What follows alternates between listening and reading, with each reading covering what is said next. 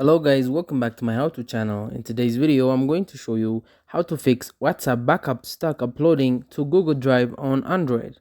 This problem can be really annoying because then you can't do the backup. So for the first fix, come out of WhatsApp. You want to go and press on the app switcher in the bottom right here and press close all, or just close WhatsApp, then find the WhatsApp and tap on hold for it to go to the top right and press the I.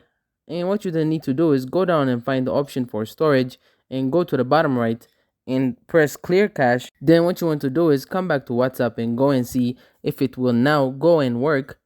If it still won't, then what we can do is try to restart the device. To do that, we can tap on hold on the side button, press restart and restart again. If that still doesn't work, check you have got plenty of Google storage. And what you could also try doing is switching the Google account. If you have got another one, you could tap there and try using that. Thank you guys for watching this video. If this video was helpful, don't forget to like and subscribe to my how to channel.